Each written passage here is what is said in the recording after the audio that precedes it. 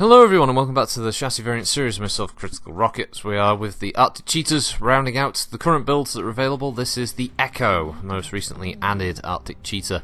Comes with 6 light machine guns and 2 medium pulses to completely rip anyone you come across a new one, unless it's another Arctic Cheetah E, in which is actually a fair fight. Now, the Echo is, I'm going to say that, it's OP. It's ridiculously powerful. It's got 6 ballistic hardpoints and 2 energy, and that's all you need. I really don't think you have to tweak this build that much. Maybe drop the pulses that you are mediums if you want to put more ammunition in or up the armor, but that's it. Honestly, it's supremely powerful, and probably an indicator of what things like the Piranha is going to be capable of. Whether this actually exceeds the Piranha, I don't know. But I've noticed that PGI, but when they added the Mislinks G and this one here, they seem to be kind of pushing people to play the light multiple machine gun builds, probably as a tactic to get people to buy the Piranha, because that's also a machine gun build light.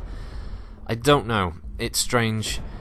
But these two, the Mislinks G and the Arctic Cheetah E, also seem to, at the same time, kind of make the Piranha pointless as a purchase as well, because why do you want a Piranha when you can have a 30-tonner that can do virtually the same job with more armor?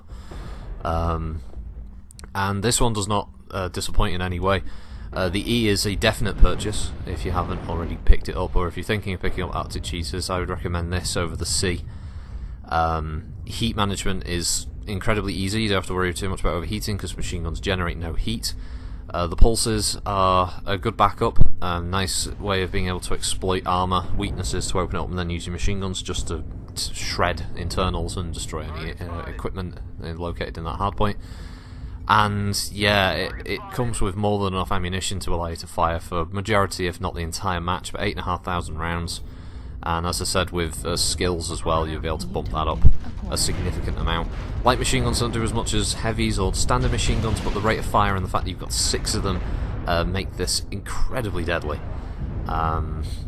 Also coupled with the fact that the Arctic Cheetah has fairly decent hitboxes as well, and a nice speed profile makes it incredibly agile and quickly able to maneuver out of danger to be able to go for a weaker target elsewhere on the field. It was built primarily as an anti-infantry battle mech, which isn't surprising given its weaponry, so you would use this in much larger campaigns on tabletop when you were going up against areas in urban centres where infantry are more likely to engage you, and as such this made it a complete terror. But it was also built at a later stage where it was equipped with a piece of tech called a B-pod. Now A-pods on mechs, which some are actually supposed to have in MechWarrior, but they don't really have a purpose, so usually PGI replace that with armor, are anti-infantry pods. B-pods are battle armor pods. So this mech was also protected against enemy elementals and some of the other things like the Grey Death Legion power armor and stuff like that. Obviously they aren't on this mech either, so that's also given up to things like armor and ammunition. So yeah, its primary role was to hunt infantry down, but in MechWarrior Online that just means it hunts other mechs down, because as I said, the machine guns are so powerful.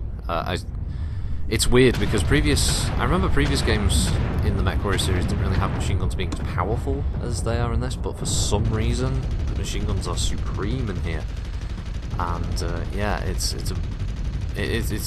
so fucking brutal. It's a nasty mech. The only thing you've got to be aware of is obviously you lose an arm, you're going to lose a significant amount of your firepower, so make sure that you're torso twisting a lot to try and spread the damage across you when you do come under fire. Yeah, if you lose any of them, you're going to be quickly whittled down. Well, that's not to say I've played a round of it in the past and I had 1 arm and I still managed to pull out several hundred points of damage. And yeah, it's nasty mech. There's not really much else to say about it, to be honest. It's a definite purchase. It's well worth picking up, even if you just want to get the arm pods to put on one of your other Arctic Cheetahs. As long as you can find the space for the ammunition, it's definitely worth a try.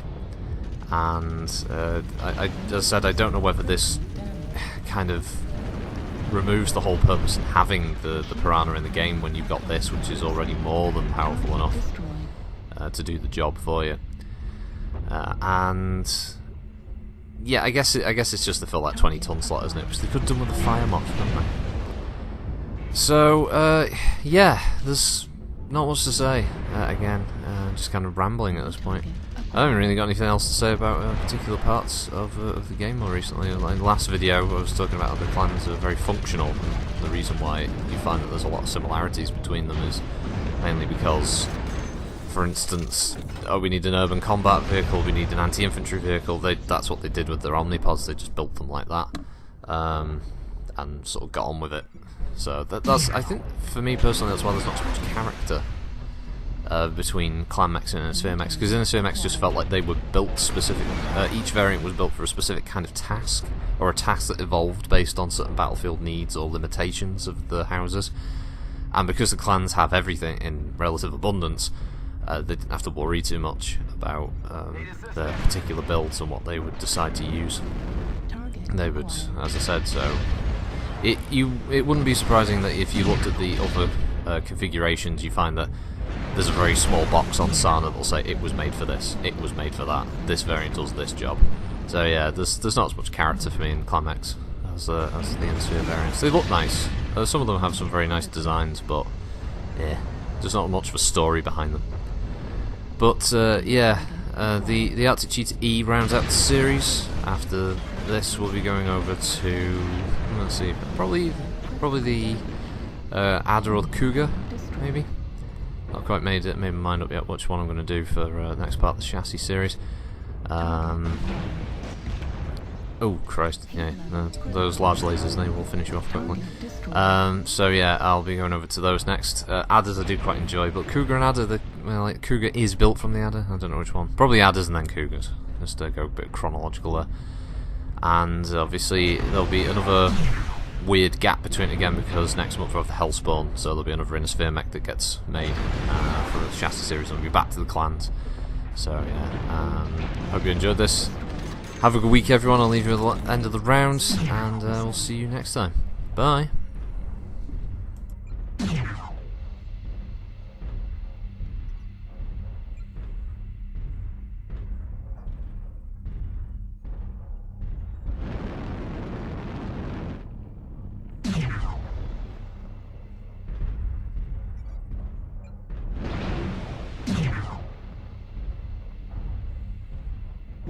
Yeah.